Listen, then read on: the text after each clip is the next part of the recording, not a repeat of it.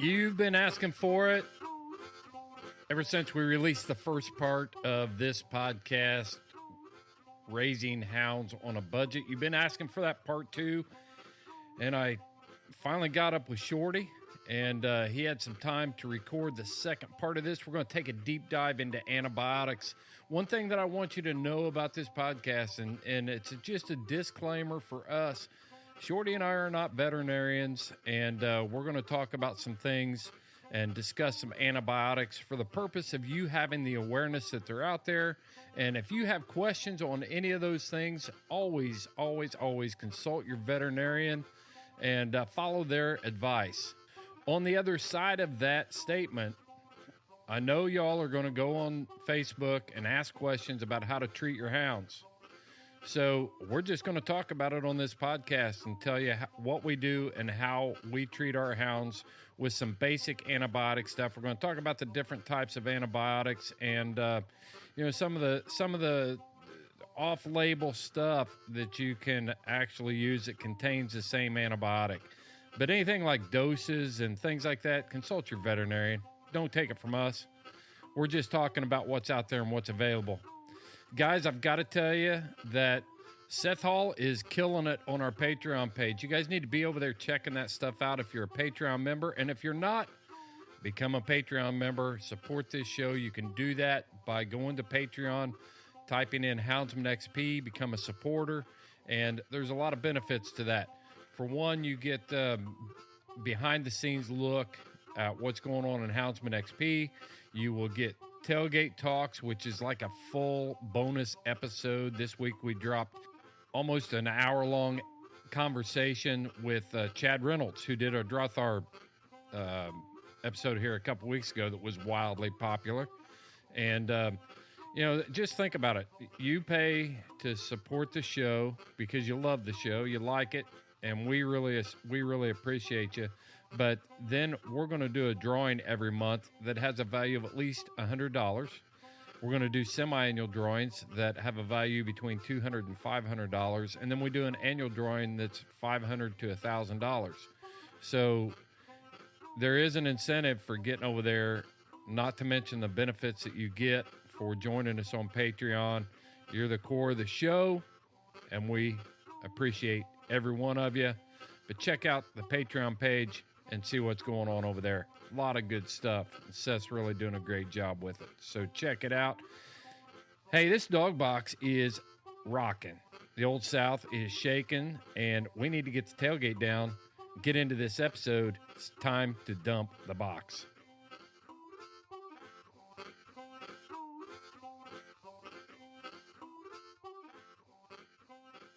So you're living with those hounds every day, and catching lions and riding your mule and. Yep. Yeah, I'm pretty pissed off. I'll tell you that right now. I'm pretty jealous. I'll just tell you right now. Living in a travel trailer, yeah, it's. I'm not jealous about that. I don't think. But no, it's got its pluses and minuses like anything else. But yeah. But it's if you got to have a job, I sure enjoy this one. So what are you guys doing if you're remote and stuff like that? This kind of plays into what we're going to talk about, because we've owed the listeners a part 2 to that Caring for Hounds on a Budget deal that we did that's gone crazy. So if you haven't heard the Caring for Hounds on a Budget episode that Shorty and I did, man, the downloads on that thing are just through the roof. It's one of our most popular episodes ever. We said we were going to do part 2, and then you disappeared to the Sierra Nevadas, and had a hard time tracking you down. Yeah, I know. We've been trying to do this for a while, and either you have trouble or I have trouble, or it just hadn't worked. So I apologize to the listeners that we hadn't got this out of there quicker. But you've had to have being in those remote camps and stuff like that. You're doing a lot of your own vet work and your own self stuff, taking care of the small things, the boo-boos and the runny noses, type stuff. So, yep. I think when we did the last one, we kind of left it as we were going to talk about some antibiotic stuff and just some general care type stuff. So I'm going to let you kind of take off with it, because you've been the one that kind of brought some notes to the show, and I didn't. Yeah. Well, I had to because, probably you and I both, I know at least for myself, I've grown up in animal husbandry my entire life. Mm-hmm. So I had to bring some notes because I know what we use when we use it. But to explain to the listeners a little bit more, I had to take some notes. So I did some digging in on this. And the antibiotics are a little more straightforward because we can't go down to Ace Hardware and pick up some termite medicine and use it for fleas. Right. Where, that's a big money saver. So the antibiotics are a little more straightforward. There is ways to get around some things. Some of these prescription drugs, you can find them. For instance, you're going to hear me say a lot of fish. Yep.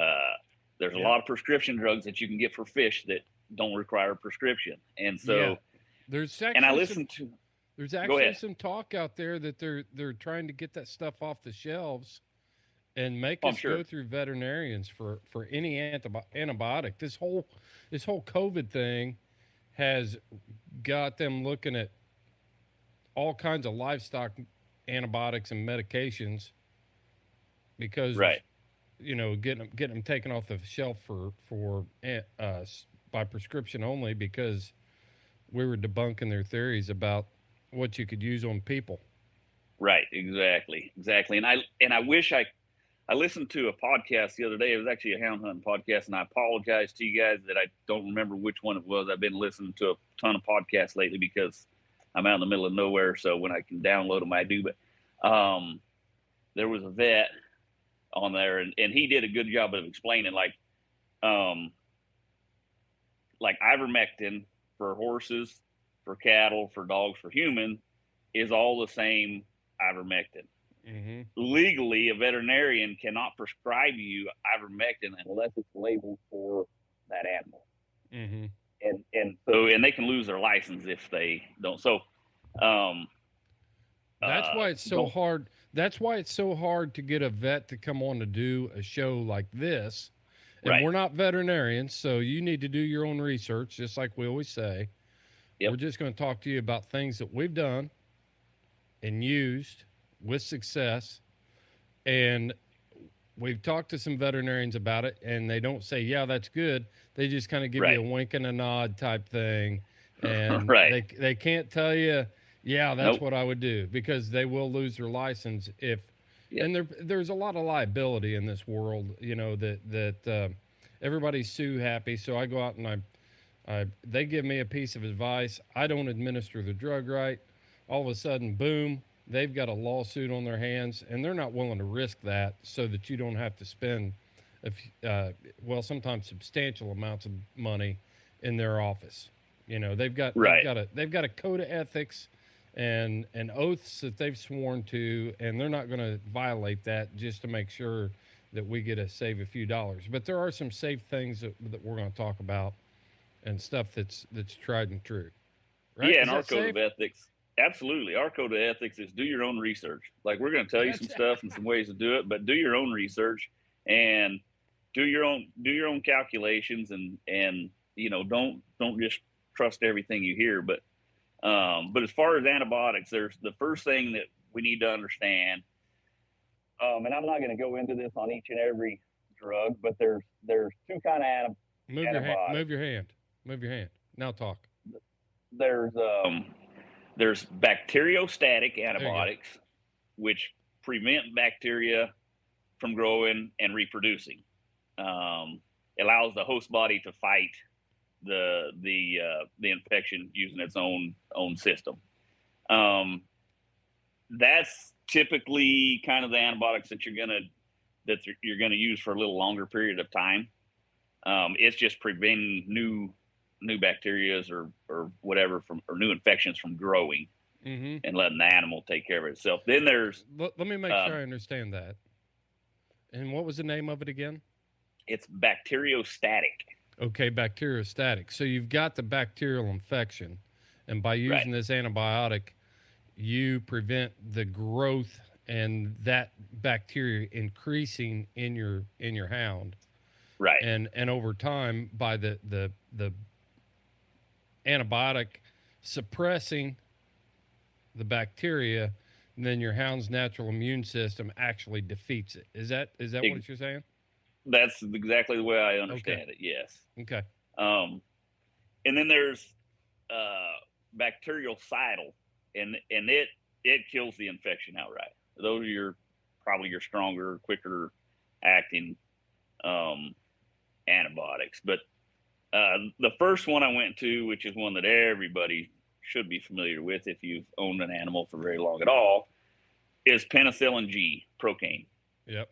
And this is a broad spectrum antibiotic.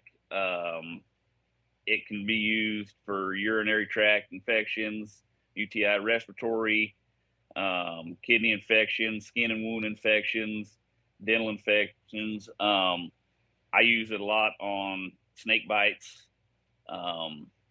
It's a real broad spectrum antibiotic that can be used. It's a very safe antibiotic, and you can get it in injectable, pill form, or even topical lotions. But the thing about it, I like to use penicillin in an injectable form personally. Mm-hmm. And I'm going to go into that here in just a little bit later, here about 2 more down, and the reason why I use it as an injectable. But you can get penicillin. It's not a prescription drug. You can get it at Tractor Supply or any, farm supply store. Your feed store is going to have it. It's literally everywhere. And you can inject it subcutaneous, which is under the skin, or in the muscle. And it's typically 1 cc per 100 pounds for that. And it's safe. If your dog gets cut, whatever, you can use it. The second one I'm going to go ahead. Are you going to go into each one, or are you done talking about Pen G? Well, I'm going to tie that in with the next one. Okay.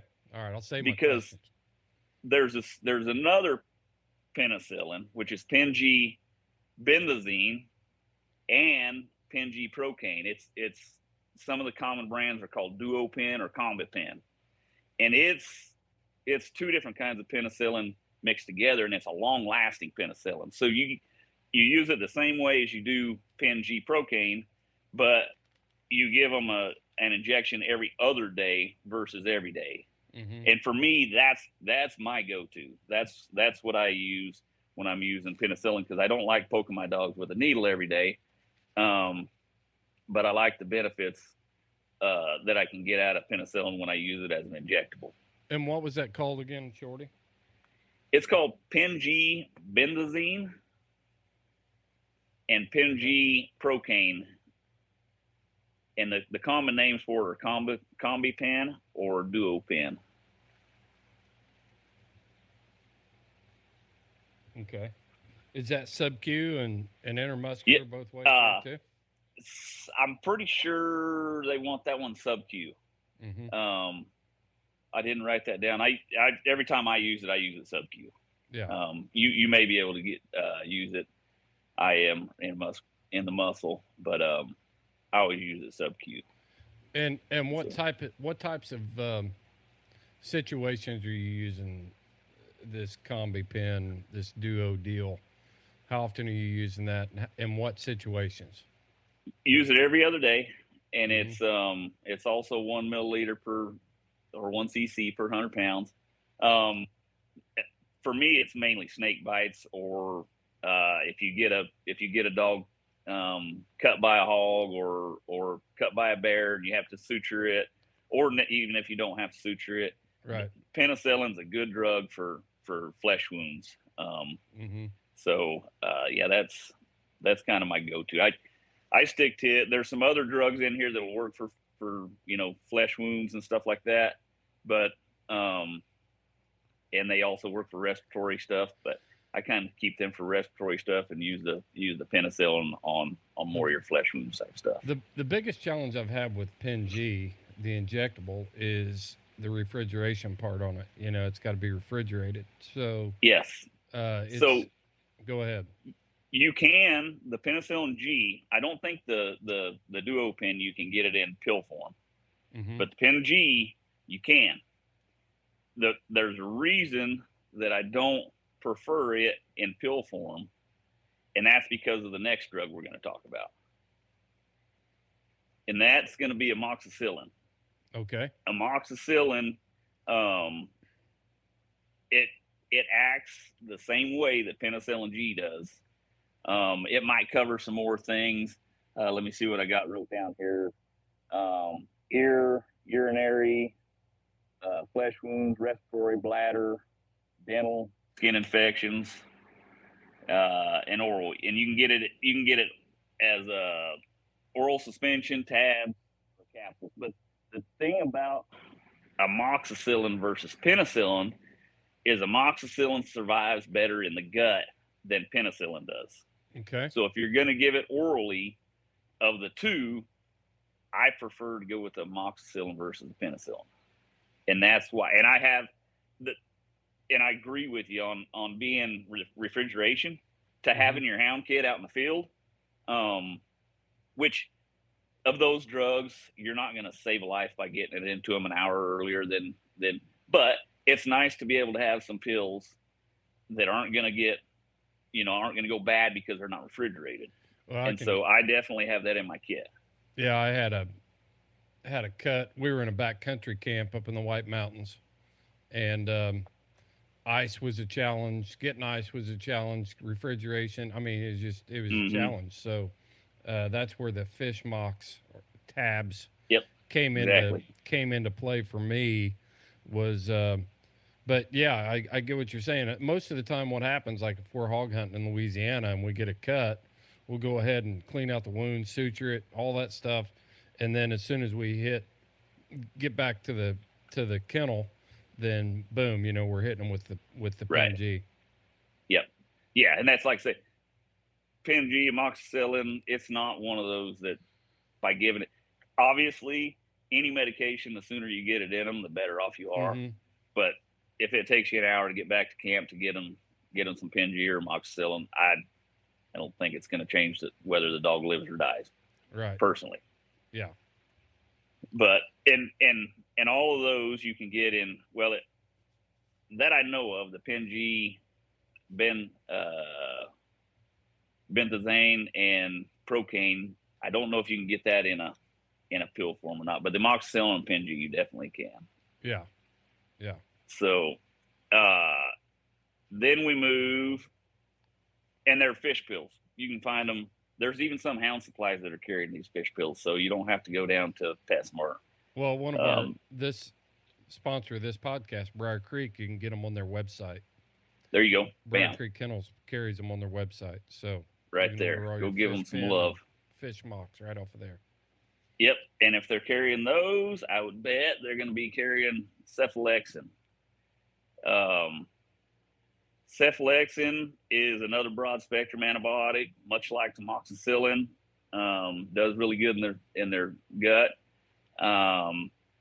This one is a little better than amoxicillin when it comes to fighting skin infections. So it might even be better if you're cutting, if you get an animal cut by a hog or bear or whatever else. We'll just say lions and tigers and bears. Right.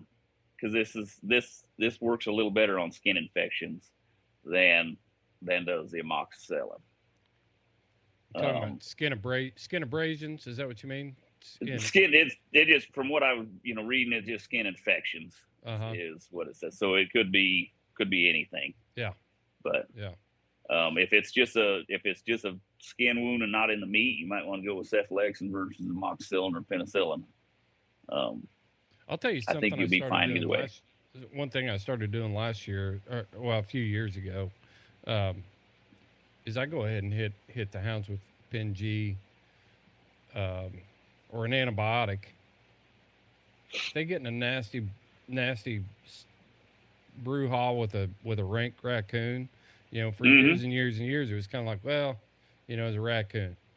But those are some nasty bites. Yep. And they carry the same bacterial issues as anything else. And I think coon hunters a lot of times kind of overlook that and don't treat it. You know, obviously when you get hit by a hog or a bear, it's like, boom, you know, you look at it and you're like, crap, I need to do something for this. But a coon bite, we've always just kind of overlooked it and thought, well, you know, it'll be all right. And the dogs normally do fight it off naturally and all that stuff. But I started treating them a little bit different. I decided that, you know what, if I got bit by that coon, I'm gonna be in pain. And when they get bit, that bacteria and stuff while your body is fighting it off is painful. And if you can get that treatment in them, then you can help them. And I think they deserve it. So that's why I do it. I agree. And, you know, I never, on the bobcats, a lot of times, those bites are in the ears.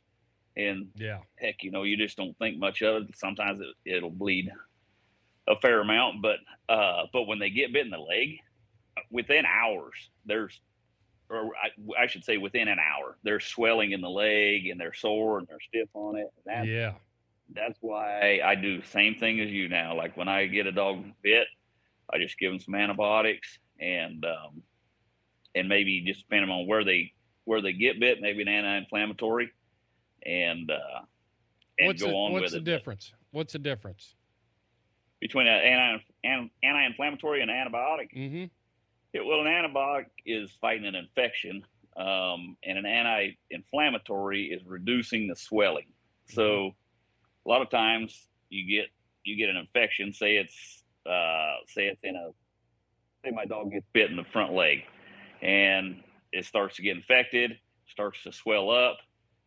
They can be related in that way, but when you give them the antibiotic, it helps to fight the infection, but it's still swollen and sore. So I'll give them a little bit of anti-inflammatory to reduce that inflammation, so that they're not sore in that leg anymore, and I can get them back in the field a little bit quicker that way. What are you using for an anti-inflammatory? I've used Benadryl.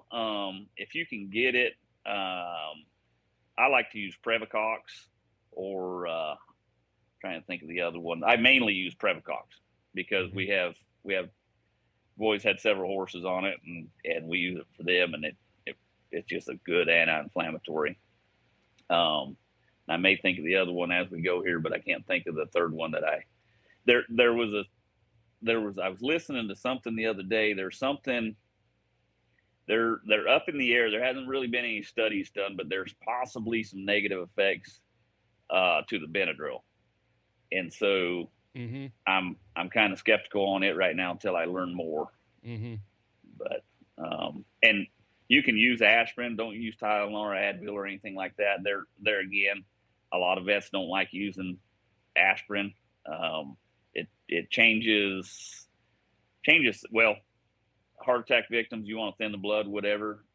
It changes the composition of the blood a little bit. So a lot of vets don't want you to use aspirin.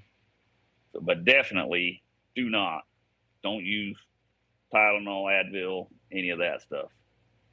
It's no good.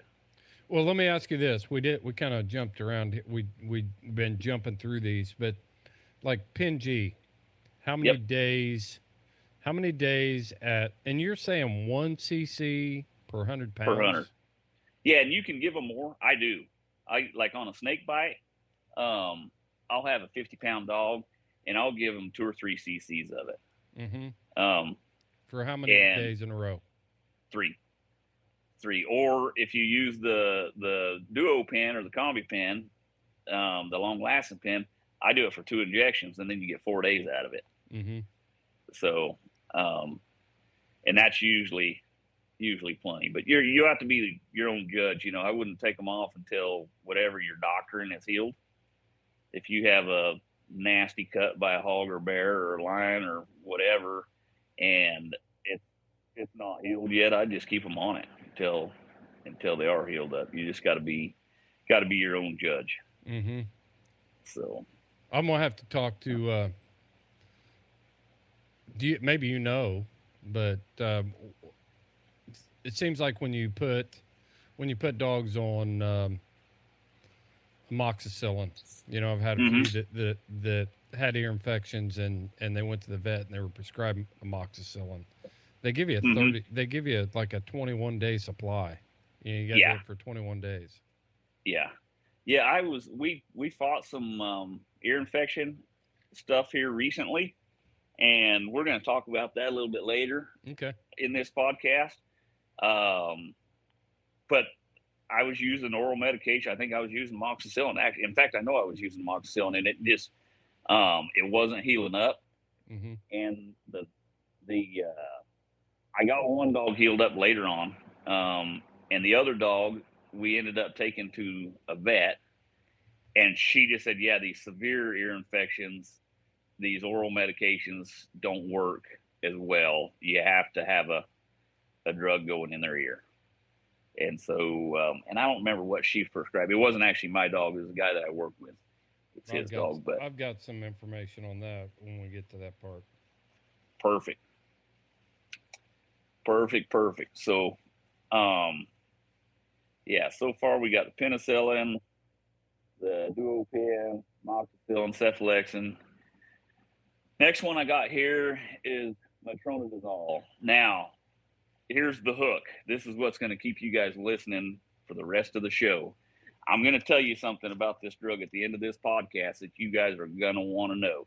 Competition guys that make their living with their hounds, you're definitely going to want this information.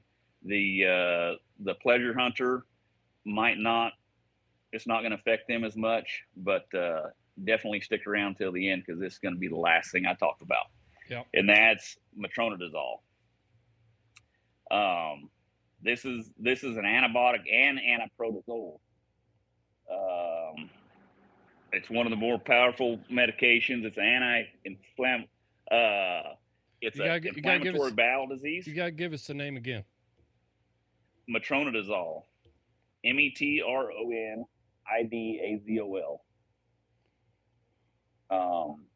It's a pretty strong drug.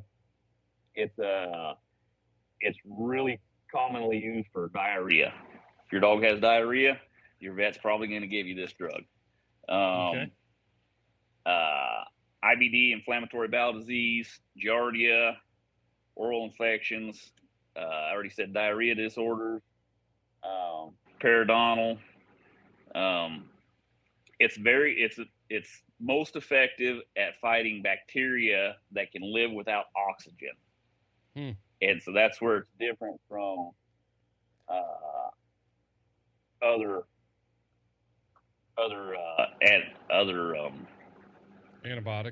antibiotics. It's a bacteria that can live without, so you know what they're talking about when they say it. Bacteria that can live without oxygen is called an anaerobic infection. Anaerobic? So, yep. Yeah. And the metronidazole can also penetrate bone. So it's real good in that way. It has some anti-inflammatory property. That's why they use it for a lot of intestinal infections. Thing about this that you want to know is you do not want to give metronidazole to pregnant or lactating gyps. And that's it's you can get it in pill form. You can get it from the fish factory.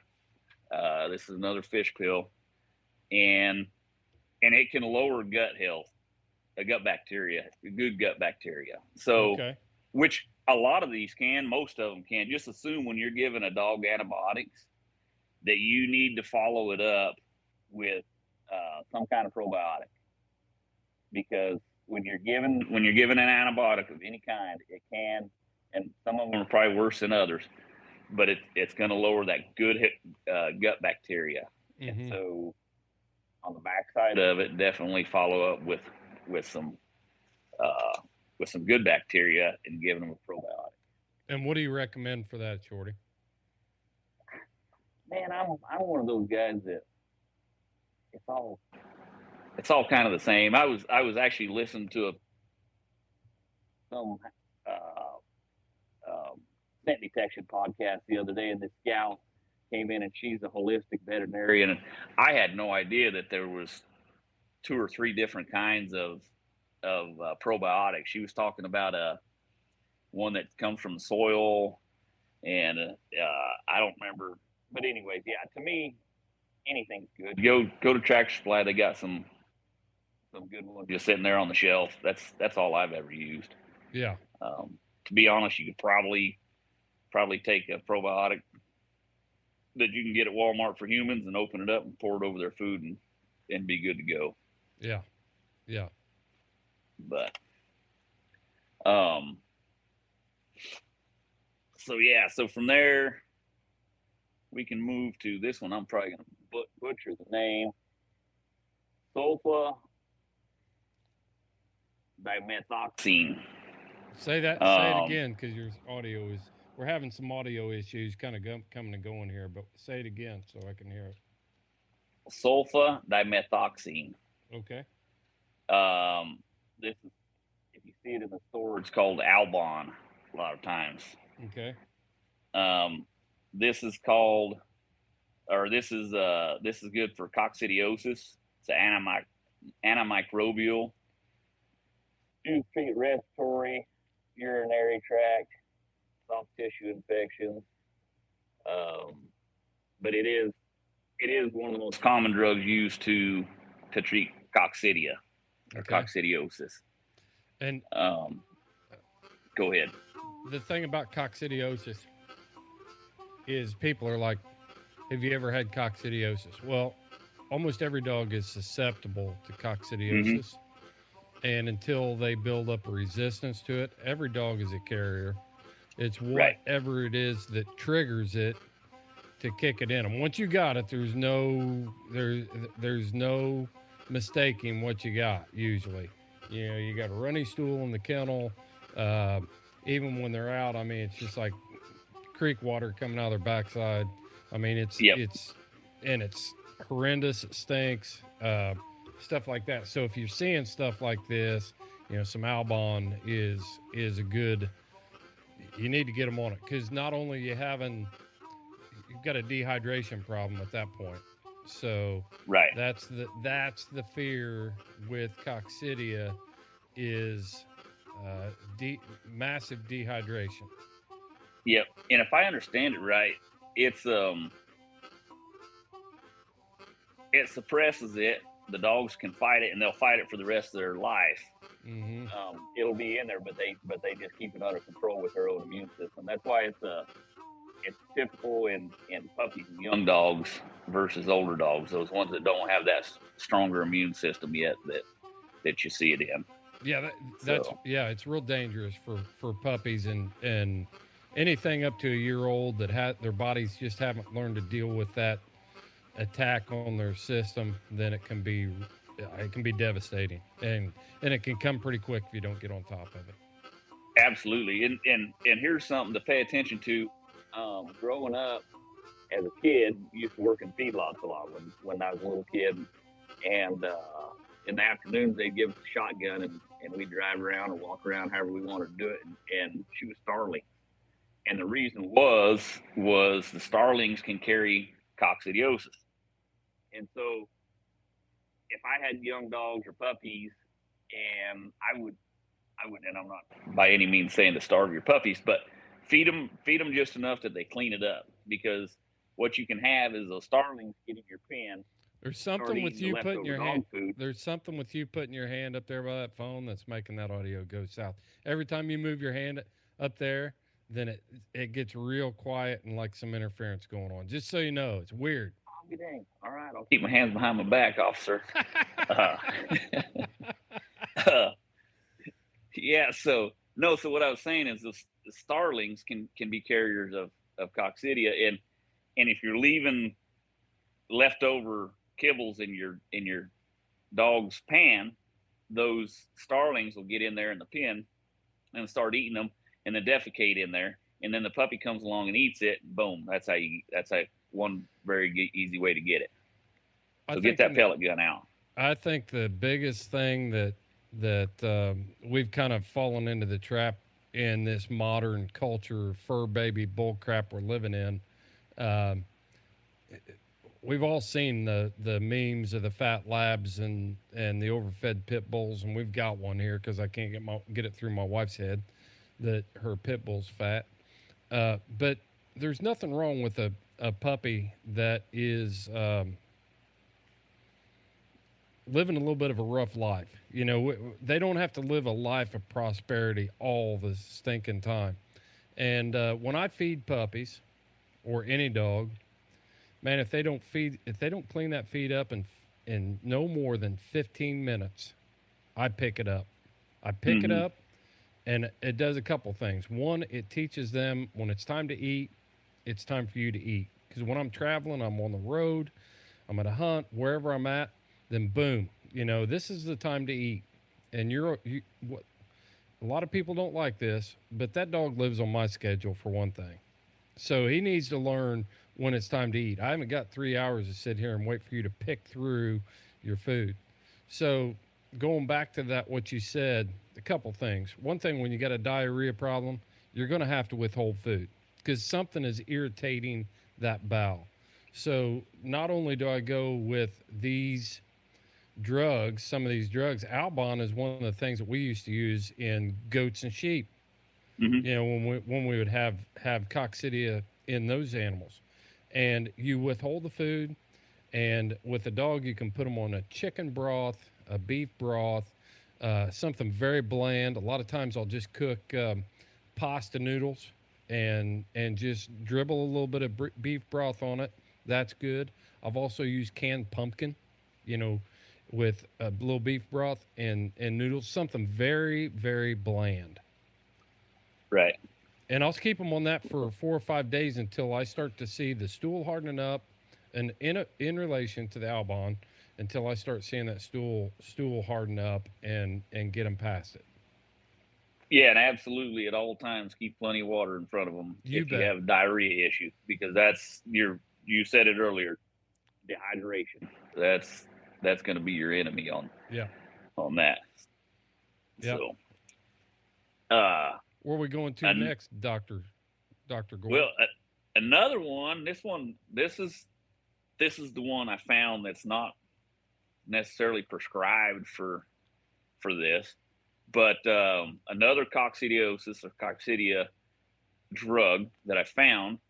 And how I find stuff like this, like I just start thinking, okay, what is this? What is this that they have?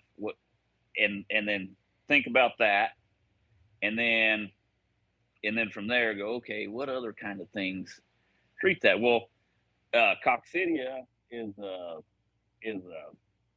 protozoa, and so in horses, we'll have I can't even think of what they call it, but it's carried by possums, and they urinate or defecate in the feed, and then it screws these horses up. And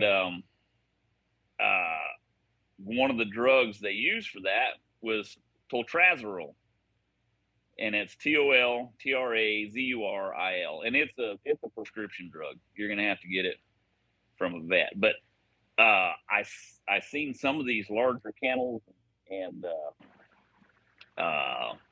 facilities have been using it, and so we had some on hand, and I used it, and heck, it worked. This is one that you're going to have to go to the vet anyway, so we're not going to be really saving you any money by using that, where you can get the Albon at Tractor Supply Company. I just thought it was really interesting that I found this, and then come to find out some of these larger kennels that have a pile of dogs coming and going and constantly fight this coccidiosis, we're using it. Yeah. So, but anyways, relating the horse world to the dog world. So, right. Ciprofloxacin is another fish drug that broad spectrum antibiotic. It's especially effective against strains responsible for the urinary tract and skin infections. It's often used when a dog has allergic reactions to Baytril, which we'll talk about a little bit later. Mm-hmm. But this is another one that you'll see oftentimes. You can find it PetSmart or nowadays at dog supplies. Yeah. And it's a fish pill. So you can get that from them, and it's a twice daily pill. What was it again? What was the name of that one again? And I'm probably pronouncing it right. It's Ciprofloxacin. It's Ciprofloxacin.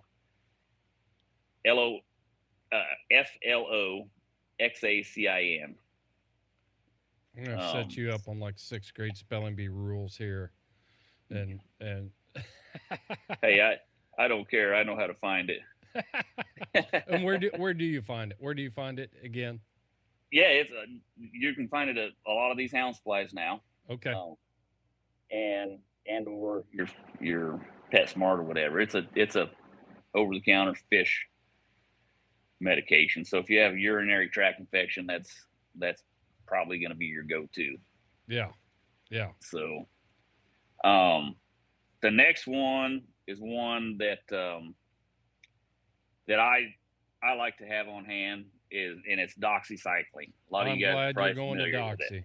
Let's go. Yeah, it's a broad spectrum antibiotic. Also, it's similarly, it's a broad antimicrobial properties. It's in the tetracycline family. It's not effective against the fungi, but its uses are mainly for respiratory, urinary tract infections, infected wounds, bloodborne infections, plus Rocky Mountain spotted fever, Lyme disease, ehrlichiosis, and leptospirosis. Tick-borne diseases are going to get doxy. That's right. Every time.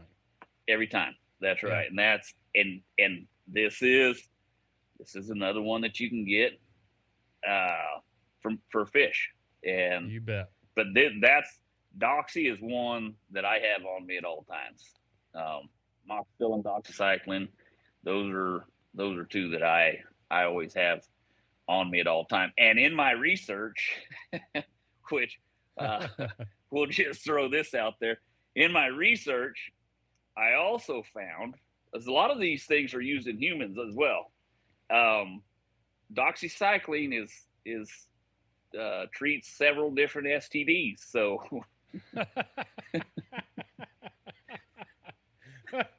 I don't know why you were researching that, Shorty, but okay. I wasn't, but when you're running the Google, and you're looking for dogs, and then it'll come up that for humans. And anyways, I like to see the similarities. But yeah, there's about 3, and I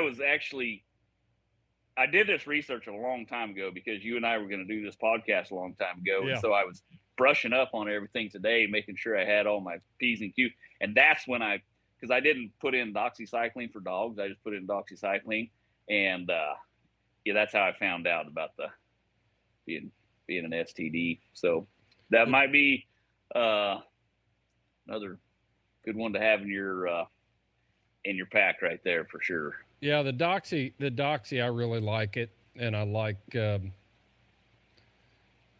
use it because it's easy to administer. It's a little bit cumbersome. I mean, if you think giving a dog a pill is cumbersome, then yeah, it's cumbersome. It can be.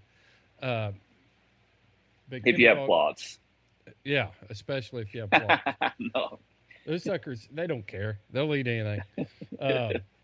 But if I start to see, you got to do some research and understand what Ehrlichia looks like, what some of the other tick-borne diseases look like, and how they affect your hound.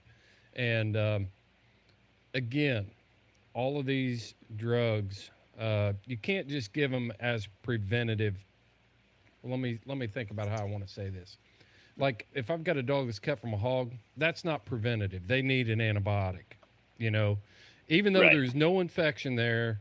So I guess to some extent that's preventative.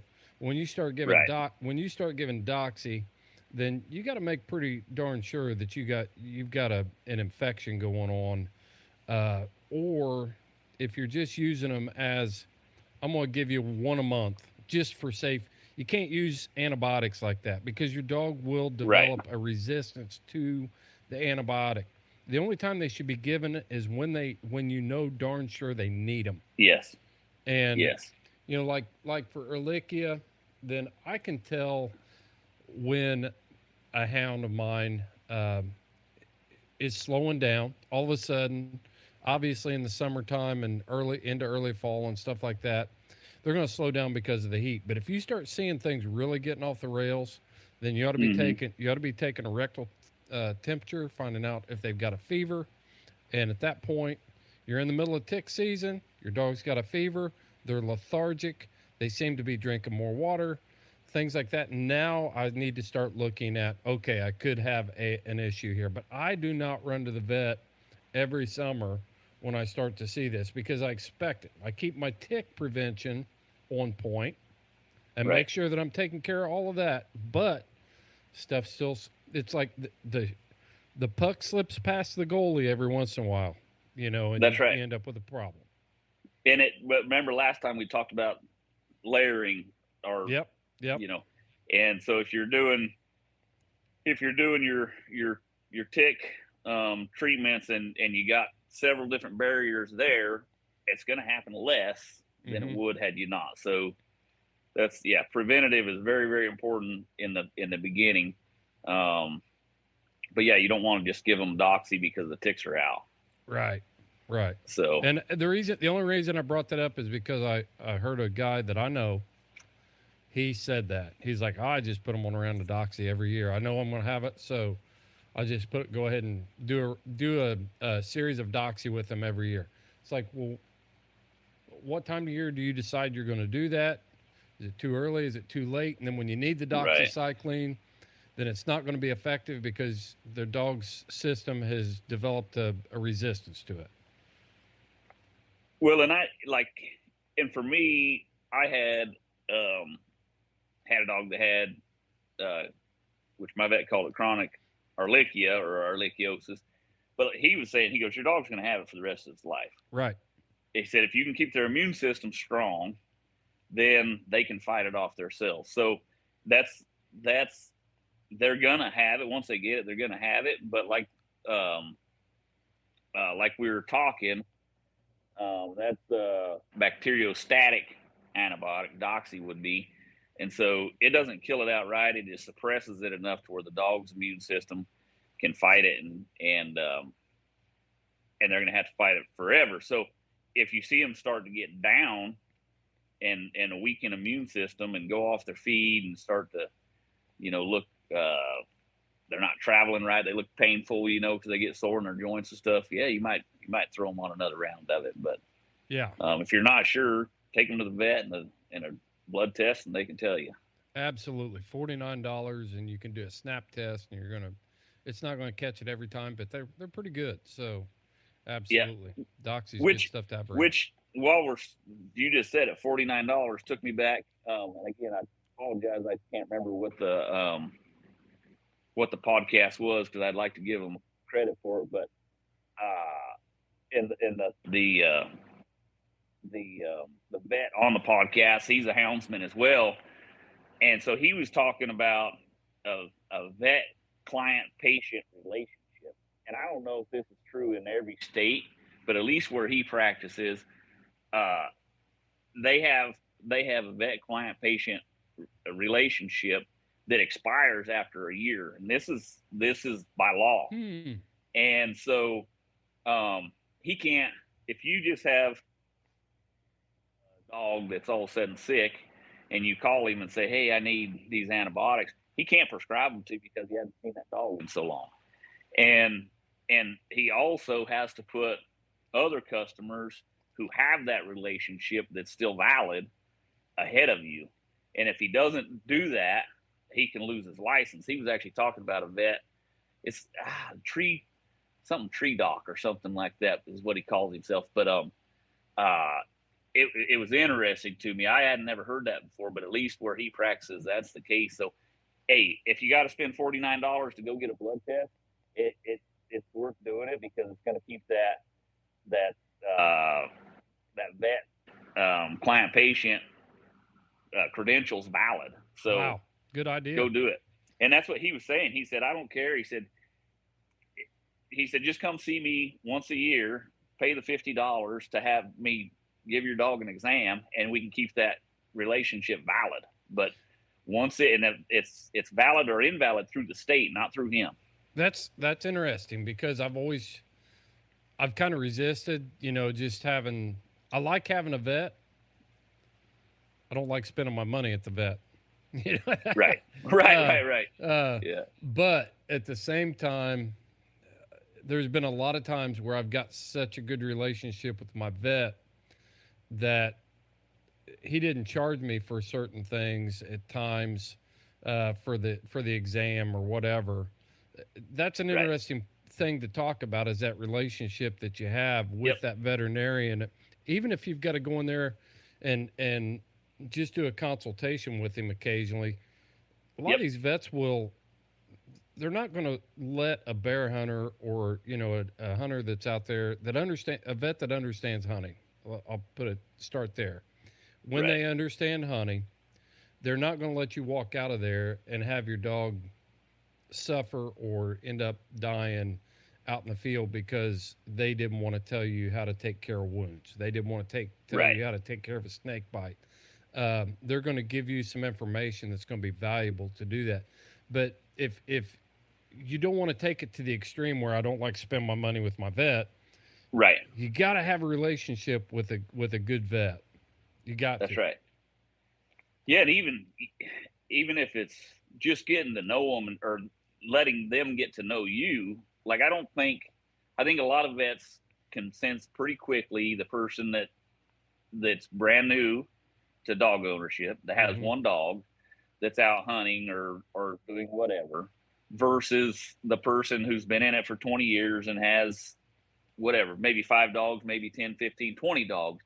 They can sense that pretty quickly, and they're going to be way more comfortable getting drugs in your hand if you're way more experienced, and have been doing animal husbandry for many years, versus the person that's new. And even then, the person that's new, they can coach you along, and the more you get to know them, the more they get comfortable with you. And so, yeah, I think absolutely very important to have a relationship with your vet. A lot of times what I'll do is I will see something, read something, whatever, and I'll ask the question, can I do this with my dog? Most vets will say, if it's not a good idea, they'll say, I wouldn't do that. Right. If it is something that will work, they'll say, well, you can do this, but you should follow up with this. Right. And so there's clues there. You've got to understand how they're talking to you. So yes, you can do this, but I would go ahead and add this, or I would follow up with this. And and you need to follow the recommendations, because we're trying to tell you the right thing here. But I'll give you an example of that. Ear infections in hounds. We said we were going to talk about this. Anytime my hounds end up in, right now we don't have to worry about a lot of wet conditions, but if I'm hunting Louisiana in the marsh, hog hunting, dogs are swimming these bayous and marshes. Those marshes are dirty. As soon as they come out and I get them back, I clean ears that night, and I add sulfur-based ear lotion. It's anything that's got otic in it. Then I'll just rinse their ears out. Okay, but say I get an ear infection. I treat with Monostat 7. It is yeast infection medicine for women, and it comes in packages and individual doses, and you squeeze the whole tube in each ear for 4 days. And it's got, that's right. And it's got that tip on it that you can get down deep in the ear with? That's right. Absolutely. That stuff. There have been so many dogs that I've seen. People are like, oh, my dog stopped treeing. You know, you get this young dog that boom, boom, boom, they're hitting it, and then somebody will say, man, it's just like he lost interest. Well, what's happening is your dog has probably got an inner ear infection, and when they rock their head back, it puts pressure on their ears, and they've already got an irritated ear, and so the dog's uncomfortable. They're going to stop treeing, or it's going to affect their tree style. Something to think about. I've fixed a lot of dogs like that just by simply treating the ear infections, and I do it with the Monostat 7. Inner ear infection is called otitis interna. But here's my question. Who goes and buys it, you or your wife? I've lost all shame anymore. It's just like I just walk in and I just do it. And you can get it on Amazon too, shipped to your home in a plane round. Oh, you shouldn't have said that, man. You shouldn't have said that. I love to watch these young guys go in there and shouldn't have to buy that. Or these guys that are embarrassed and their wives go, nope, it's your dog. You go get it. Yeah. Oh, my wife and I have messed with each other so many times going in. You know, it'll be like, hey, you forgot your yeast infection medicine. You know, you yell it across the checkout line. It's like, I got your yeast infection medicine. But she'll do that crap to me. You know, she'll go grab it. She'll have it. We'll be cleaning out the carton, putting it on there, and she'll hold it up and she'll go, here's your yeast infection medicine.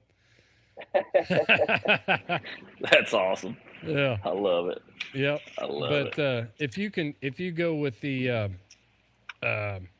if you go with that Monostat 7 and also go ahead and follow up, like we said, use the Monostat and follow up with the amoxicillin. Right. You're gonna knock that crap in the shorts right now. But the key to that is those ear washes. If you'll keep the dog's ears clean, especially after they've been in wet, dirty water conditions, damp conditions. I mean, we're talking even damp conditions can cause that ear infection. You can actually make your own. And it's just 1 part white vinegar. It's 1 part isopropyl alcohol and 1 part mineral oil. Those 3 things. We used to call that ear beer when we were scuba divers, doing public service divers. We actually carried that with us. And when I came out of the water, I put it in my ear. And, because we would get ear infections too from those nasty crap holes we had to dive in. And so ear beer, you can look up that recipe and you can just put it in a bottle, a dropper bottle, a few drops in each ear. Boom, you're golden. I'm gonna have to steal that one from you. That's a good one. And see, in the Monostat 7, same thing with it. Like, I know it's nothing new. I had never heard of it, but I had 2 dogs with ear infections. I was thinking, okay, what is an ear infection? All right, well, it's bacteria and yeast infection. Okay, well, boom. All right, well, we got it. Monostat 7, that's what it treats. Go get it. So yeah, you can be creative on your own and probably come up with some stuff that we've never thought of. But dang sure do your research. I thought of that, and then I started researching and trying to figure out if it would hurt them or whatever, and didn't find any red flags, so went with it. But yeah, that's a good one. That's one of the few that we can say like totally off label on this particular podcast. You bet. So, what else we got, Shorty? Oxytetracycline. It's just a tetracycline family. It's super, super readily available. You can go to Tractor Supply or any feed store and get however you want it. You can get injectable. You can get it in bolus or pill form, and it's cheap. It's easy. It's mainly respiratory infections, sinus, pneumonia, oral cavity, infections of the blood. And this is one I gave a dog a shot one time. This has been a long time ago. Oxytetracycline or LA200. And I gave it under the skin and the neck, man, and her neck swelled up and got hard. It went away, but after that, I went to giving it either intermuscle or orally. And this is another one. It's just super cheap over the counter. You can get it. I buy it as calf boluses at Tractor Supply Company, and I think they're 500 milligrams or whatever. And I'd keep that in my pack all the time too. This is an easy one that you can carry. And like we talked about earlier, there's a lot of benefits to having stuff that doesn't need to be refrigerated.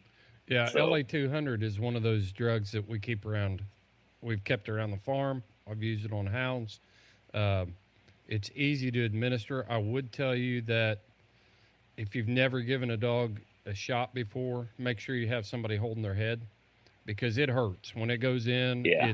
It's thick, so it's moving a lot of muscle out of the way, and it's painful when they get the shot. But the other thing LA200 is good for is when a dog loses its voice. You can actually give the liquid form orally, and it'll help restore that voice. You can actually, well, I didn't have a bad voice, but I can tell you, you do not want to swallow that stuff. It's gross. It'll nasty. Make throw up.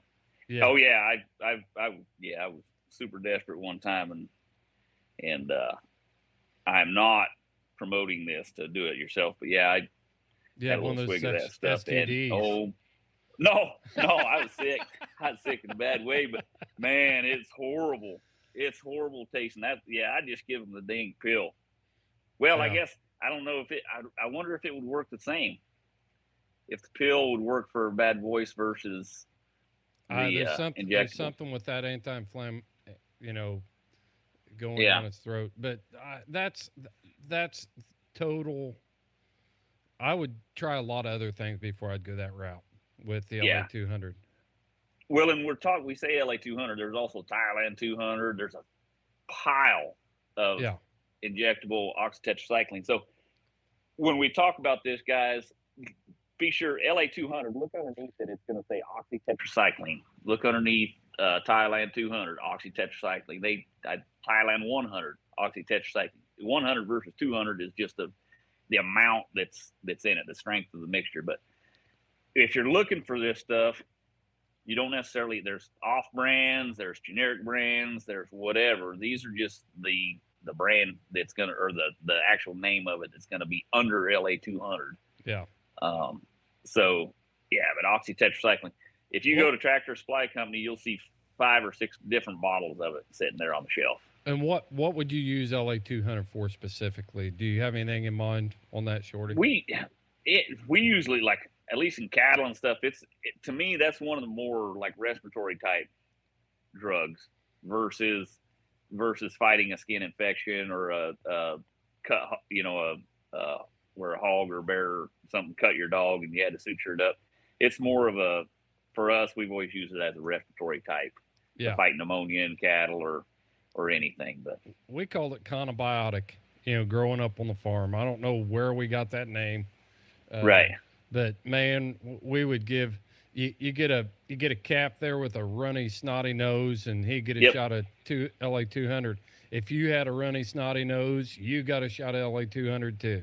It's just it was one of those drugs that is pretty safe, and it's super. It's like penicillin. Yeah. It's in the fact that it's got a broad spectrum and it's real safe. Yep. Right. Yep. Hey, you got anything on dexamethasone? No, I didn't. I didn't because dexamethasone's not an antibiotic. It is not an antibiotic, but it's an anti-inflammatory. The reason I bring it up, and steroid. Yeah. The reason I bring it up is because it's one of those drugs that have kind of popped up in the last 5 to 10 years that I've seen houndsmen becoming familiar with. And a lot of times I'll see, hey, I've got this problem, and it's like, give him a shot of Dex. Oh, I've got this problem. Give him a shot of Dex. And I wanted to make sure we mentioned that so people understood that it was not an antibiotic. It's an anti-inflammatory. Right. And steroid. Yeah. But I'm just going to say this. Be careful. Be very, very careful with Dex. You can kill their immune system. and you can cause wounds to not heal. And I found this out the hard way. In fact, like in a horse, you can only give Dex 3 days in a row, and then you got to go off it. And you can only give them very, very little. Otherwise, you kill their immune system. And we used to treat snake bites with dexamethasone penicillin.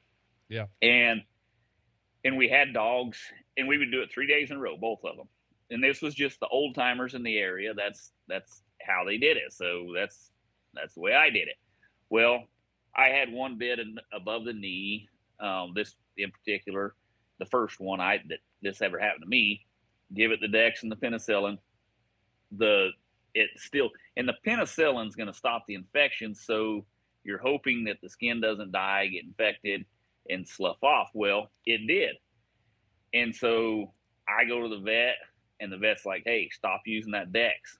And I was like, "Yeah, whatever." I knew more than the vet. What the hell does the vet know? They're only right. So, these old timers been doing this forever. So I had it happen a couple more times, and finally they're like, "Hey, it's the Dex that's causing this, because the Dex does not allow a wound to heal. It has uses, but it ain't for everything. And so be very, very careful. If you're using Dex on a dog often, you can really, really suppress or kill their immune system, and then you got a lot bigger problem. So I would be very, very careful using Dex. I almost don't use it at all anymore. I have it in my pack because if a dog gets snake bit and you think they're going to die, it's the best bet you better give it to them and then get them to a vet and then go off of it and go on to some other anti-inflammatory. But the only reason I have it in my pack is in case I get one snake bit and I'm worried about them dying. Other than that, I ain't giving it to them no more. There's a lot better options out there, and that's why I wanted to bring it up, because I did the research on Dex and looked at it. But I'll just say it, if you've got somebody that every time your dog gets a wound and they say, "I'll just give them a shot of Dex," they'll be fine. Find somebody else to get advice from. Right. Yeah. And like I said, it works for a lot of things. If you're talking, it's a hardcore anti-inflammatory and steroid. So if you're talking needing to get some swelling to go down, it's good for them. But I'd give it to them once, and I forget what the dosage of Dex is. It's way less than what we were giving them. I think it's a tenth of a cc. I'm pretty sure it's a tenth of a cc per 10 pounds. So 1 cc per 100. And if you go over that, here's another thing I've had. I had a dog get bit by a snake. Not bad, but I gave it the usual dose that we gave them. Then next thing you know, she's got bloody stool in my truck, and she wasn't bad to go to the bathroom in the truck. So she did that a few times. I took her to the vet, and it was because I overdosed her on the Dex. And that's when I learned that it's not much. 50-pound dog with half cc. And if you give them more, it can cause ulcers. And so that's what we had. We had ulcers, and it happened rapidly. Yeah.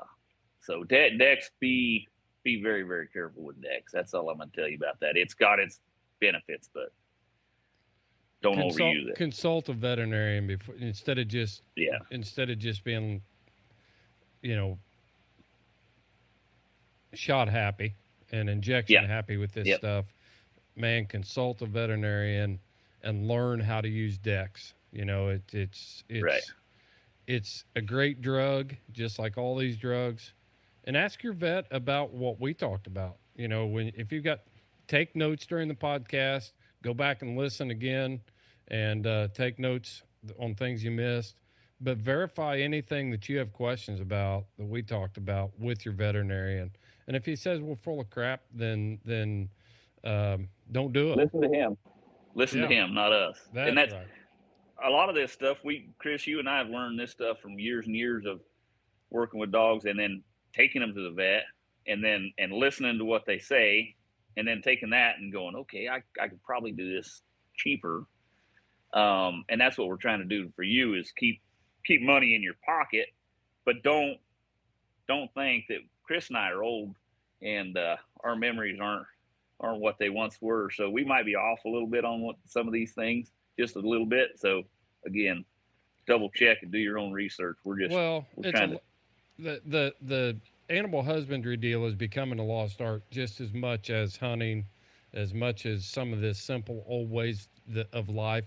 We're losing a lot of that, and it's hard to find a vet that understands houndsmen, and that when you got anywhere from 6 to 30 dogs that 30 dogs that you use all the time, most vets don't understand that. They're making their money, and that whole industry is being targeted towards the middle-aged lady with the overweight Pekingese on her lap, the fur baby mama that they're going to give them whatever that vet says. So I guess the reason we're doing this show is to make people aware that there are some options out there, and we're not trying to set ourselves up as the experts on this, but give you some options and do your own research on this stuff. There are some options. And there's you think about, there's way more options today than there was when we started in this game. Yeah, like I said, when we were kids, it was LA-200, Combiotic. What the heck's Combiotic? Yeah. I don't know. It's just something I got shots of when I was a kid. Exactly. My dad growing up was a vet pharmaceutical rep, and so he did for a living. He sold, and there wasn't that many. There wasn't even there's a lot of these. We should go back and see, well, the next drug we're going to talk about is Baytril. We'll get in that in a second, but Baytril wasn't around when I was a kid. I never that's heard only of been here in the last 15 years, something like that. Yep. Somewhere in that ballpark. So yeah, there's a lot of these that are new and just trying to give people options, what they can get their hands on and where. That's the thing is, a lot of these things, like we talked about, you can get them at the fish market instead of at the vet. So, yeah, well, go ahead and dive into that Baytril, because I forgot we were going to talk about it, and I kind of ran away with stuff there. So go ahead and it's all right. I thought it was good, but Baytril's it's another broad spectrum. It's a strong antibiotic. This is something that's typically used against like a stubborn infection or an infection that's caught late. Again, in the cattle, like I always used it for respiratory, but it's also good for bacterial skin, ear, urinary infections, prostate infection, gastrointestinal infections. This you can get this from the fish farms or our great hound suppliers that are carrying this kind of stuff now. And when you're talking fish farms, you can also go to like shops that are heavy into exotic tropical fish, aquarium shops. When I say fish farm, that's what I mean. Exactly. PetSmart, those type of deals. Your things that have aquarium fish. Yeah, you can actually get them from pond supply stuff too, though. Absolutely. Those places that are farming fish. Yep, exactly. And if you're in a bind and you can't find it, I can tell you that Baytril is a good enough drug that, and I know it's probably not the same out east as it is out here out west. Any rancher, which these are typically, larger in quantity. So, but any rancher around here, I could drive from here and go find a rancher right now, and I would bet money he's got Baytril in his fridge. Yeah. And if you're in a bind, hell, go, and that's why it's always good to know your neighbors. Not only do they have hunting land, those ranchers, you go over there and say, "Hey man, I got a sick dog. Can I buy a shot of Baytril off of you?" And I'll bet you can get it done. Mm-hmm. So it's always good to be kind, polite, and help the rancher when he needs help, because not only does he have the land you want to hunt, but he's also probably got the medicine you need. You bet. And he probably knows how to use it. Exactly. So, From there, we're going to move to Amprolium or Corid. Corid, you can get it at Tractor Supply Company and or probably any. I know Tractor Supply carries it pretty readily, and I don't know. I guess you guys have Tractor Supply back there, wouldn't you? Yeah. Yes, and I always say Tractor Supply because just to give everybody an idea of it's a farm store.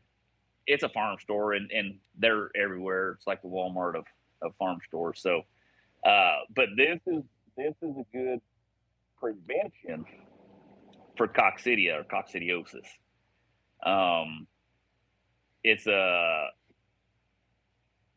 5-day treatment. You can give this to your puppies if you think you got it or might have it. 5-day treatment, 3 fluid ounces of Corin to 1 pint of water. And you can repeat it you do that for 5 days, and then you can repeat it after 7 days has expired say the dosage. Say the dosage again there, Shorty. Your audio was acting up a little bit. It's 3 fluid ounces of Corid to 1 pint of water. Okay. For 5 days. And do that 5 days, then take 7 days off, and you can do it again. Mm-hmm. Back east here, you can pick up Corid at Rural King, Farm and Fleet, Southern States, or we've got Tractor Supplies here as well. Orscheln will have Corid. Right. Yeah, it's pretty readily available. Yep. Okay, my next one. This is one again. I'm not a vet or a doctor. I'm going to tell you some stuff here from the vet side and the doctor side, but sulfamethoxazole trimethoprim, or SMZ/TMP, and it's this is a broad spectrum urinary tract, enteritis, pneumonia, otitis media, prostate, coccidiosis, kennel cough, skin infections, but it's also in humans good for bronchitis, traveler's diarrhea, or pneumonia. This is something not only do I absolutely is a mainstay in my hound kit, but it's in my shave kit too. As much as I've traveled over the years, I started getting a little bit sick, and you can research it. It is for humans, so I'm not telling you any off-label thing, but yeah, I started getting sick. Remember, Rogan had to start putting warnings on his podcast because he was giving people off-label. Are we going to have to put a warning on this one? Well, Chris, I'll just say this. If this podcast is big enough that we got to put warnings on it, amen to you, brother. Good job. Oh, I wish. Yeah, but I use this a lot if I get, and I don't know what it is about camping for long durations like we are now, but man, I'll have diarrhea run through my dogs every once in a while, and it'll, it might last a week or two where I have one or two dogs and the rest are fine, and then the next one, and I'm not sure, but that's what I use, and it works. It is not as good as treating diarrhea is metronidazole, but I'm going to tell you why I use that here shortly, and that's part of the hook that's supposed to keep you competition guys and guys making a living with their hounds hook. So we're not there yet, but we're pretty damn close. Yeah. So if you're out and you got your hounds out on the ground and maybe you're roading them or you're doing something like that, or maybe you're turning loose a coon dog and he runs up 50 yards and cops a squat and, ditch water comes out of him. It's something for you to pay attention to, but it's not time to start sounding the alarm yet. Right. If you see that 3 days in a row, 2 days in a row, a lot of times that's when you really need to, I personally, if I see it 2 days in a row, or if every stool coming out of them is like that, If I walk out to the kennel, it looks like somebody, emptied a freaking hog sewage truck in the kennel. I got a problem, and I know I need to take care of it. So I'm just throwing that out there. Dogs will get anxiety. They'll get excited. They'll get a loose bowel. If you're just seeing it in isolated situations like that, don't go pumping them full of stuff. But you'll know if you got a problem. But I just want to make sure we all understood what we were talking about there. And I agree with you 100%. And for me, like, I take the time. I watch. Okay, I get out to where I'm going to hunt, let the dogs out, start roading them, let them clean out, whatever. I watch them all if I can. Yeah. And if they go right next to the road and I can drive by and look with my flashlight, or if it's daylight, look at it, I look at it. If I notice a dog out there spending more time than normal, they're struggling, and that can be from two things. That could be from constipation or diarrhea. I walk out there and look at it. I stop the truck, get out, walk out there and look at it. And I want to know, is there blood in it? Is it mucousy? Is it just runny? What's the consistency of it? If it's hard, it might be dehydration. If the dog was struggling because it's too hard, it might be dehydration. But notice that, and then I'm with you. If I go 2 or 3 days and that dog's doing the same thing and that stool hasn't changed, that's when I start, putting the medication to work. My Diablo dog, he just gets spun out crazy. As long as his body composition is good, he's acting healthy and everything, he can, on road trips and stuff like that, the first few days on these long road trips I take occasionally, he'll be pretty loose. And I don't get excited about it because I just know that's his personality. He's got some he's got some headworms going on. And I just accept it. Now, if he starts getting poor, if he starts acting, and then he's got that stuff, then I start paying. I start thinking beyond. It's just Diablo. Well, and speaking of worms can affect the consistency of the stool. Yeah. As well. Right. So that's also something to think about. If all of your dog, or even if one of them is, it might not need medication. Your dog might have worms. So if you're not maintaining a good worming habit, then might need to worm that dog before you administer, antibiotic. Exactly. You can go back and listen to the first part of this to get all the information you need on worming a hound. There you go. Yep. There you go. So, our next one we're going to go to, and this is, no, I have 2 more.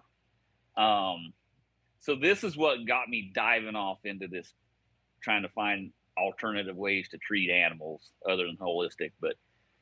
And this is, a friend of mine had a dog, had a cactus thorn go in its eye.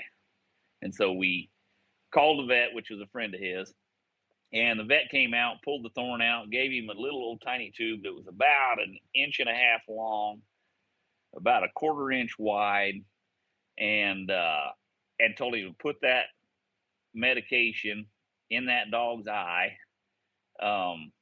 3 times a day until he ran out of the medication. And he did. And it healed the dog. But that little tiny 1.5 inch by 1/4 inch tube of eye medication was like $300.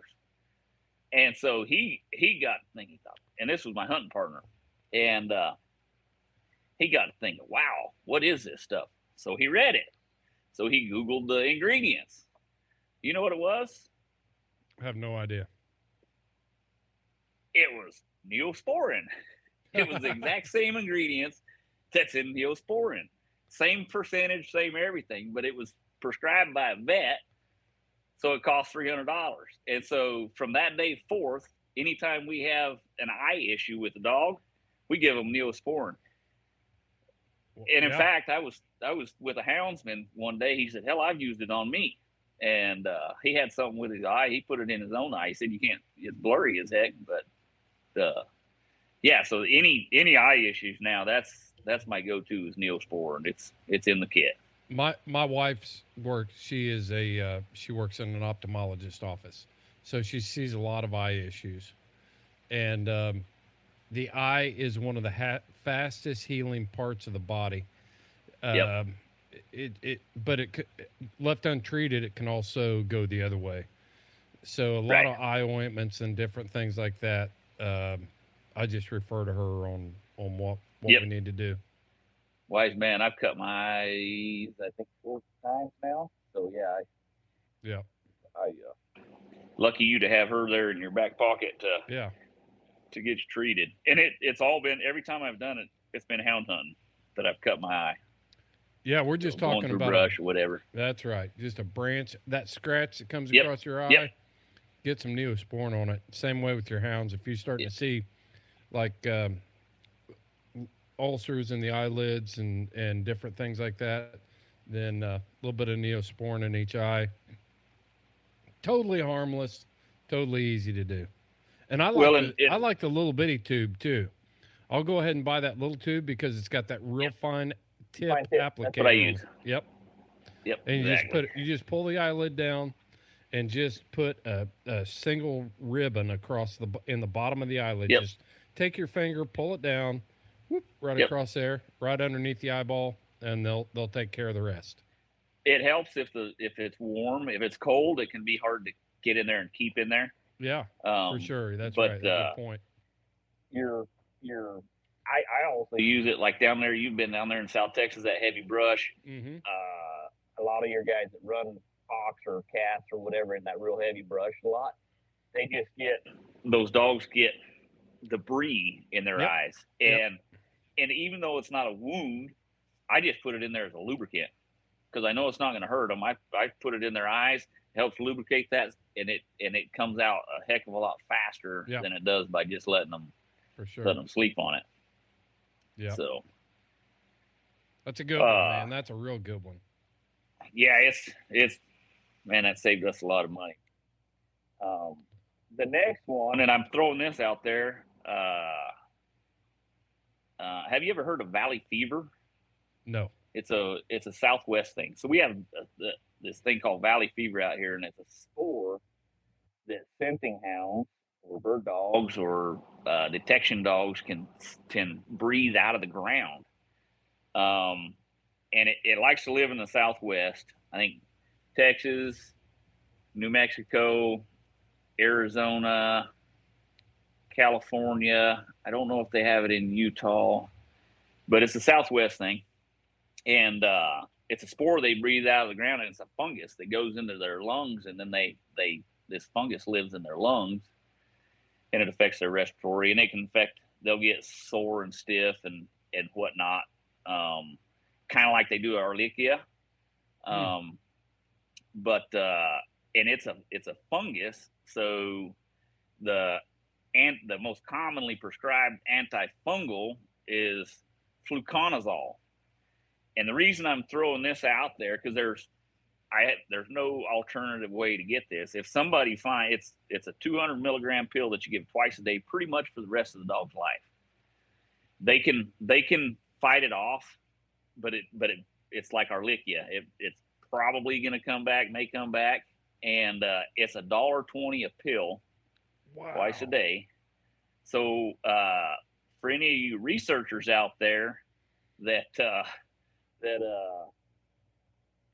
they can find it for less than $1.20, email me at shortygorham@yahoo.com and let me know where you're getting Shorty Gorham and houndsmanxp.com. That's true. That's very true. actually would be better at houndsmanxp.com because I get less junk mail there, so it'd be quicker to get to it. So yeah, Shorty Gorham and houndsmanxp.com. That's better. Good call. So now it's time for the hook, Chris. There you go. Let's hear it. I've been waiting. All right. Okay.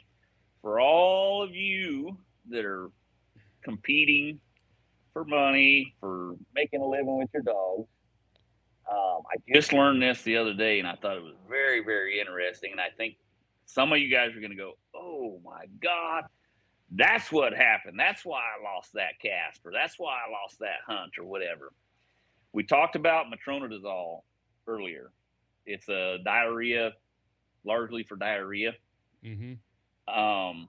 So there's been very, very, very few studies on anything like this, but this is one that they did, and I actually contacted a vet that does a lot of canine studies, and he didn't know of any other than this one study. But metronidazole, after given to a dog, will affect their scenting ability. And it'll affect their scenting ability for 5 to 10 days after you stop giving metronidazole. So if you had a, dirty cold nosed sucker that was supposed to go win this cast, and he went out there and just blew it, and you gave him that might be the problem. So you competition hunters, I would dodge away from metronidazole and pick another drug that we talked about in here that'll treat diarrhea, or whatever else, if you can. I would totally dodge that if I was competing or making a living with my hounds. I would try to stay away from that. Well, see, I'm kind of upset that you shared that, Shorty. We should have capitalized on that and found out if some of these like top many winning hounds were given metronidazole, and we could have bought them pretty cheap. Right. They're like, that dog blew up. I can hear Josh Michaelis. We can blow them up. No, you gave him metronidazole, and that's why he's having a bad cast. We'll give you $500 for him. Right. Yeah. The other test they tested metronidazole and doxycycline, and doxy did not affect. Well, I'd always heard that about doxy. Doxy can, when dogs are on doxy, I've had hounds that were lights out, good hounds, and you put them on doxy, and all of a sudden they just kind of shut down. And I've wondered that about doxy, so I normally stop hunting them when they're on doxy.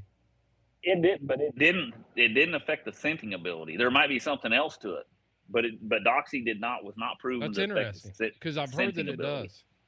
Yeah. Just cool. Metronidazole, and so I hit that vet up, Dr. Nathan Hall from the Canine Olfaction Lab in Lubbock, Texas, and asked him if he would dive into that more. He's got a bunch of projects on his table right now, but it was something he was interested in. So hopefully we can get some more information on medication and the effects on the olfactory system. Yeah. Yep. What else you got? But that's all I got, man. That was pretty good. Save the hook for the last. That's all good information. Again, it's just stuff that we've picked up over the years. Running hounds is an expensive deal. And anything that you heard on the podcast, make sure that you, like I said, if you've got a relationship with your vet, you can talk to them and they'll say, yes, that's a good idea. No, that's not a good idea. And I want to learn as much as you do. So if you run one of these things past your vet and they say, no, don't do that because of this, then you can hit me up on my email too at chris.houndsmanxp.com. Send me a message on Messenger, whatever, because I want to learn too. I don't want to be giving people bad advice. That's why we started this podcast, to try to combat some of the old wives' tales and different things that and help us all and learn. Well, and come at us with a why, because don't just, hey, my vet said that's a stupid idea. Tell us why too, because we want to know that. We're here to learn just as much as everybody else. So you send me an email that says, hey, my vet says you're full of shit and that's a stupid idea. I'm going to hit the delete button. Exactly. I'll find out why. I'll do my own research from then. But if you're in this thing to win it, and for the long haul, we're all trying to learn together here. Tell us what you got going on. There you go. Shorty, thanks, man. I appreciate it. This is good stuff. Absolutely, man. Hopefully we get to do it again here pretty soon. Hopefully I'm not away for so long, but You bet.